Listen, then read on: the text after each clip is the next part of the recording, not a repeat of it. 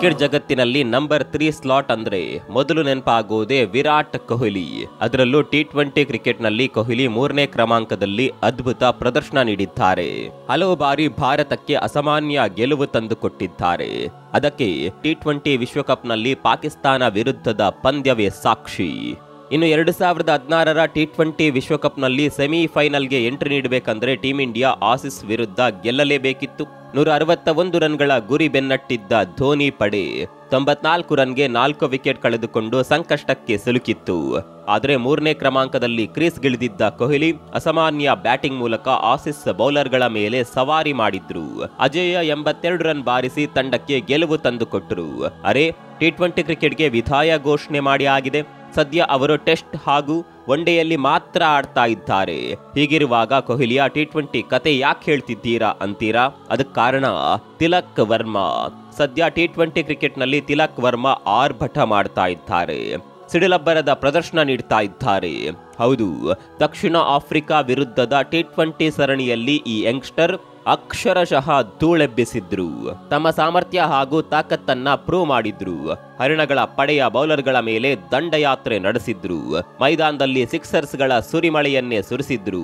Back to back 2 ಶತಕಗಳನ್ನ ಸಿಡಿಸಿ ಆರ್ಭಟ ಮಾಡಿದ್ರು.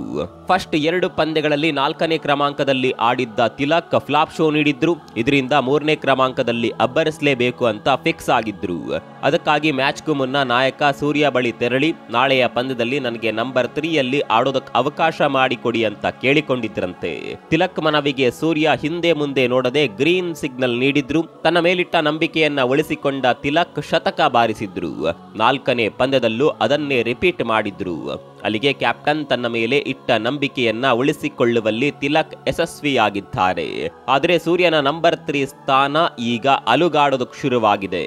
ಸೌತ್ ಆಫ್ರಿಕಾದಲ್ಲಿ ಅದು 3ನೇ ಕ್ರಮಾಂಕದಲ್ಲಿ ಬ್ಯಾಕ್ ಟು ಬ್ಯಾಕ್ 2 ಶತಕಗಳನ್ನ ಸಿಡಿಸೋದು ಸಾಮಾನ್ಯ ಅಲ್ಲ. ಅಂತದ್ರಲ್ಲಿ ಈ ಹೈದರಾಬಾದಿ ಬ್ಯಾಟ್ಸ್ಮನ್ ಅದ್ಭುತ ಸಾಧನೆ ಮಾಡಿದ್ದಾರೆ. ಆ ಮೂಲಕ ಇನ್ಮೇಲೆ ನಂಬರ್ 3 ಸ್ಲಾಟ್ ನಂದೇ ಅನ್ನುವ ಸಂದೇಶ ರವಾನಿಸಿದ್ದಾರೆ. ಮತ್ತೊಂದೆಡೆ ನಾಯಕ ಸೂರ್ಯಕುಮಾರ್ ಅವರ ಸ್ಥಾನಕ್ಕೇನೆ ಗುನ್ನ ಇಟ್ಟಿದ್ದಾರೆ. ವಿರಾಟ್ ಕೊಹ್ಲಿ ರಿಟೈರ್ ಆದ ನಂತರ ಸೂರ್ಯಕುಮಾರ್ ಯಾದವ್ 3ನೇ ಕ್ರಮಾಂಕದಲ್ಲಿ ಆಡ್ತಿದ್ದಾರೆ. ಬಾಂಗ್ಲಾದೇಶ ವಿರುದ್ಧದ T20 ಸರಣಿಯಲ್ಲಿ 1 ಡೌನ್ ನಲ್ಲೇ ಬ್ಯಾಟ್ ಬೀಸಿದ್ರು. ದಕ್ಷಿಣ ಆಫ್ರಿಕಾ ವಿರುದ್ಧದ ಮೊದಲೆರಡು ಪಂದ್ಯಗಳಲ್ಲೂ ಅದೇ ಕ್ರಮಾಂಕದಲ್ಲಿ ಆಡಿದ್ರು. ಆದರೆ 3 ಮತ್ತು 4ನೇ ಪಂದ್ಯದಲ್ಲಿ ತಮ್ಮ ಸ್ಥಾನವನ್ನ ತಿಲಕ್ಗೆ ಬಿಟ್ಕೊಟ್ರು. ಆದ್ರೀಗ ತಿಲಕ್ ಅದ್ಭುತ ಪ್ರದರ್ಶನ ಸೂರ್ಯಗೆ ಸಂಕಷ್ಟ ತಂದಿದೆ.